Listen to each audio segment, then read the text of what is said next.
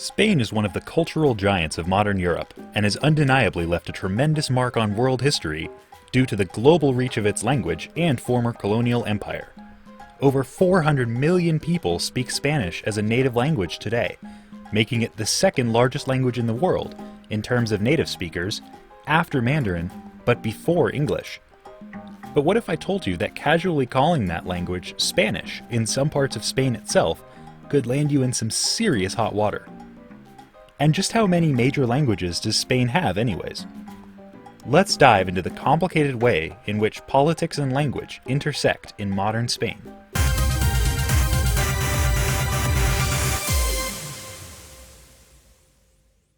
Welcome to Learnabit. We're like the Mauritius of YouTube, the cool little thing no one knows is there yet. First, I've got to make my obligatory plea to please hit that like button and the subscribe button.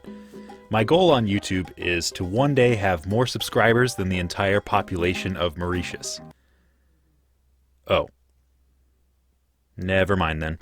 With that depressing realization that I will never attain my dreams out of the way, let's unpack language in modern Spain. When discussing language in Spain, it's always important to start with a disclaimer. This is an incredibly heated and controversial topic, both within Spain and internationally. So before we get into the thick of it, I have to say that this is just simply meant to be an informative YouTube video for curious viewers, and I will try to be as impartial, fair, and accurate as I can be. I am not taking any stance on, nor am I advocating for or against, any of the political issues I will delve into in this video. There are definitely at least a few moments here that may spark a dumpster fire in the comments section. But just please remember before you attack anyone, my goal is just to help people to understand the context of these political issues, as well as highlight the cultural richness and complexity of Spain that many people are simply unaware of. Now, if I make any errors, please, you all, the Bitizen community, feel free to yell at me down in the comments. Okay, with that out of the way, vale, vamos. Okay. The modern country of Spain is located in the far west of Europe on the Iberian Peninsula, which it shares with the countries of Portugal and Andorra. Today, Spain has one official national language, Spanish, or, as it is often called, Castilian. More on that later. In addition, the Spanish Constitution also lists 5 other languages as co-official in certain regions. These are from the greatest number of speakers to the least: Catalan in Catalonia and the Balearic Islands, Valencian in Valencia, Galician in Galicia, Basque in the Basque Country and Navarre, and finally there's Little Aranese, which is also co-official in Catalonia. However, today only about 6,000 people speak Aranese in the Aran Valley, and it is considered by linguists to be a dialect of the Occitan language native to southern France, and not necessarily a language in its own right. Okay, so officially speaking, there are 5 regional languages, 1 national language. That's not too bad, right? However, there's one more layer of major languages. In addition to those 6, there are also 3 unofficial but legally recognized local languages: Leonese in Leon, Asturian in Asturias, and Aragonese in Aragon. These languages are not really used in any official capacity by governments by and large, but they are recognized languages with historical importance to the region. Okay, so that's a lot of languages, but it can still be sorted out with a nice little chart, right? I mean, 1 official national language, 5 co-official regional languages, and 3 unofficial regional languages. Except no. And here is where it starts to get complicated because of that word, language. The fact is that the term language is kind of vague and murky, and it is not always clear whether 2 varieties of speech should be considered the same language or 2 different languages. The Merriam-Webster dictionary defines language as the words, their pronunciation, and the methods of combining them used and understood by a community. Basically, if I can understand you and you can understand me, we must be speaking the same language. This is a linguistics concept called mutual intelligibility, And usually this is how linguists group different varieties of speech into a single language. However, speakers from one group may freely choose to distance themselves from another group. Sure, we can understand one another all right, but they're not us. Or we speak our language correctly, and they don't. Or at least, we like our way of speaking a lot more. They definitely speak something else. This is sometimes the case in Spain. Mutual intelligibility isn't the only factor that determines what is and isn't recognized as a language, because language politics often factor into how people think about language. For example, many linguists actually consider the unofficial languages Leonese and Asturian, as well as the neighboring Mirandese language in Portugal, to be distinct dialects of one single language, Astur-Leonese. They can all understand each other relatively well, so it can be said that they are mutually intelligible.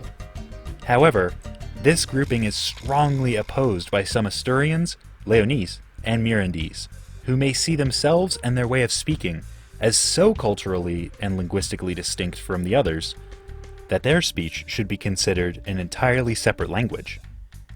An even more striking and controversial example is that of the co-official language Valencian. Although a majority of Valencians today vehemently insist that Valencian is an entirely separate language, almost all linguists today categorize Valencian not as its own language, but rather as a variety of Catalan. Oh boy. Okay, in Spain, Valencian and Catalan are treated as entirely separate languages, which sometimes leads to awkward and hilarious situations, such as in 2004 when the European Union asked the respective governments of Catalonia and Valencia to submit translations of the European Constitution in their respective languages. And what happened? The independent Valencian and Catalonian translations submitted were completely identical, word for word. Imagine that old bit about walking into a party in a one-of-a-kind dress, and then the first girl you see is wearing the exact same dress. And now imagine that party that you walked into is the entire European Union. Yeah, that's pretty awkward. A very small number of linguists actually go even further with their simplification, claiming that Galician is not in fact a distinct language, but rather a dialect of a single Galician Portuguese language. Even some Spaniards will boldly state that they believe Galician is just a rogue dialect of Castilian. Here, we can begin to see the true complexity of Spain's language politics. Aranese is claimed to be just a dialect of Occitan, Asturian and Leonese may be just one language, Catalan and Valencian may also be part of one single language, and a few linguists' opinions say that Galician may not even be a separate language from Portuguese. And you see how in just one short segment of this video, I've already managed to tick off the speakers of 6 different languages.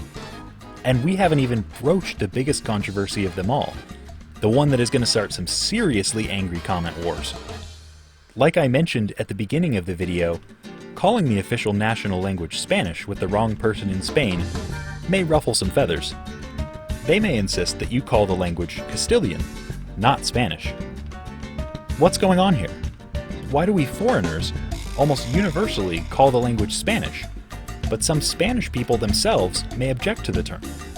To understand why, and to attempt to simplify this whole complicated linguistic mess, we need to understand some history. In the late 1400s, the state that would become modern Spain emerged from the royal marriage between Queen Isabella of Castile and King Ferdinand of Aragon, which also included all of modern Catalonia and the Balearic Islands, as well as Valencia. The union of these two kingdoms soon conquered the Muslim Emirate of Granada in the south, and the Kingdom of Navarre in the northeast. To vastly oversimplify, the peoples of this new kingdom spoke many, many varieties of Romance languages descended from Latin, as well as the completely unrelated Basque language family in what was once Navarre. For administrative purposes, however, the king and queen used the language of the largest domain, Castile, to govern their diverse kingdom and facilitate communication. In 1492, a standardized Castilian grammar was created and widely distributed as the first Spanish grammar. It was to be the language of the newly united Spanish kingdom, and Castilian began to be popularly referred to as Spanish. Over the next 4 centuries, use of regional languages, particularly their written usage, declined substantially, while the Castilian language dramatically expanded its area of dominance. The Wikipedia article Languages of Spain actually has a surprisingly good and entertaining map of this happening over the centuries. So as the language grew, it would become more and more synonymous with Spain itself. But then, the tides began to change. From the late 1800s onwards, due in part to the advent of nationalism, as well as literary movements, speakers of the regional languages began to restore the wider breadth of use of their languages, and argued for official recognition within those regions. Finally, in the early 1930s, the Second Spanish Republic formally recognized Catalan, Galician, and Basque as official regional languages of Spain. But this was not to last. By 1936, the Second Republic was in complete disarray. Intense political polarization and several bouts of widespread violence led to a group of high-ranking conservative nationalist leaders to launch a military coup against the Second Spanish Republic, aided by the governments and militaries of Fascist Italy and World War II Germany. The Republican forces, on the other hand, were aided by the Soviet Union, Mexico, and a large group of foreign volunteers, including the young George Orwell, who would later go on to write such novels as Animal Farm in 1984. By 1939, the nationalist forces under command of General Francisco Franco had won the bloody Spanish Civil War. Much of the current language tension in Spain today can be traced to the period between 1939 and 1975, under the Francoist dictatorship. So, before I fully get into it, I want to remind all the viewers again, this video is just meant to be an introductory video to Spanish language politics and not an endorsement of any political positions. Now that being said, Franco was a staunch nationalist who believed that the only way Spain could progress into the modern world was via the creation of a homogeneous national Spanish identity. To create this national identity, he sought to promote the Castilian language as the sole national language of Spain, often through harsh suppression in the early years of the dictatorship. Castilian was officially dubbed the Spanish language, and the public use of other languages was strongly suppressed, and at times even banned altogether. All documents, signs, and films were required to be in Castilian only, and even non-Castilian and non-Christian names for newborns were banned completely. Other regional languages were sometimes even referred to only as improper dialects of Castilian, and deemed not sophisticated enough to be languages. In a huge twist of irony, Franco himself was born and raised in Galicia, and spoke Galician. While some policies were relaxed in the later years of the dictatorship, the effects of Franco's initial language suppression were long-lasting, and the population of speakers of minority languages plummeted. Even today, only about a third of Catalonians speak Catalan as a native language, although the vast majority can speak or understand Catalan as a second language, and around only a third of the Basque country can even speak Basque fluently. Understandably, there is a lot of resentment within these communities, as whole generations of speakers were lost to Franco's Castilianization policies. Complicating the situation further, Franco himself, as well as his policies, remained divisive even within modern Spain. In certain circles, typically more conservative and religious ones, Franco is even remembered fondly. I briefly lived in Salamanca, Spain just a few years ago, at a time when a plaque in the central plaza of the city depicting and dedicated to Franco was being removed after a prolonged legal battle. In order to prevent conflict, for about a week the whole area around the plaque was fenced in and shielded from public view with blue tarps, so that no one could see when it was being removed, or more importantly, who the workers removing it were. This painful history, and the current political tensions surrounding it, are why calling the Castilian language Spanish may ruffle some feathers in certain parts of Spain. Some may have a reaction to that term Spanish because of the suggestion in some people's minds that, given the language suppression policies of the recent past, their language is being called un-Spanish, unwelcome, and illegitimate. Travelers, however, shouldn't fear. Regardless of which term you use, basically everyone in Spain will know which language you are referring to, and most people generally understand that foreigners likely don't know the political minefield that is language in Spain. Spain has just recently had 2 elections in 2019, one in April and another in November, so it's worth taking a look at how language can often be a political force in the country. Spanish politics may seem strange to an outsider's perspective, precisely because politics and language are so inextricably linked. Because politics in Spain is extremely fragmented and regionalized, parties generally need to build coalitions to have their voices heard or to govern. Spain's parliament is bicameral, meaning it has 2 houses, the Congress of Deputies and the Senate.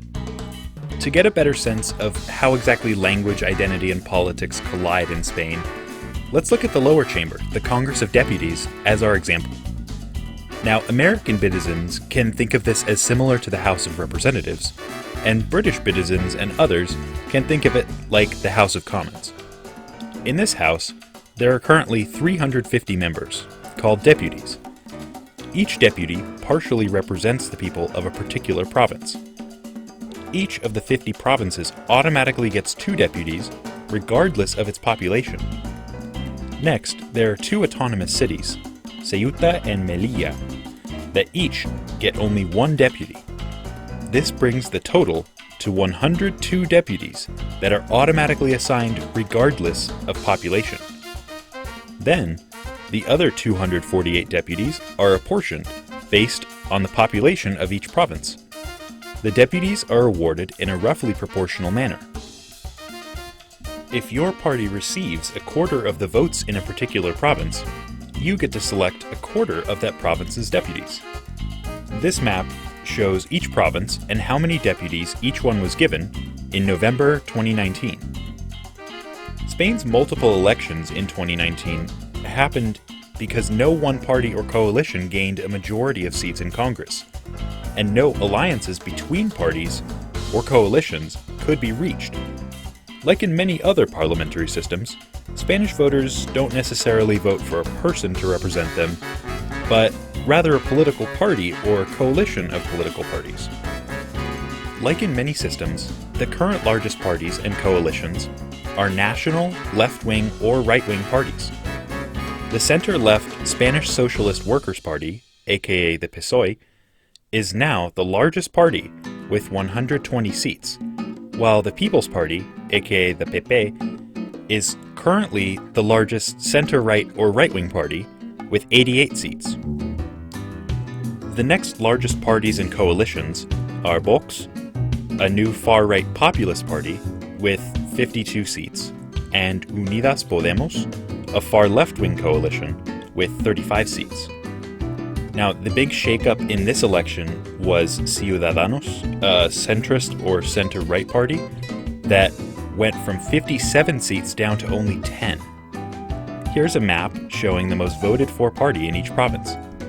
A fun side note here, my American viewers will likely automatically associate the color red with conservatives and the Republican Party, and blue with the Democratic Party, a more liberal party.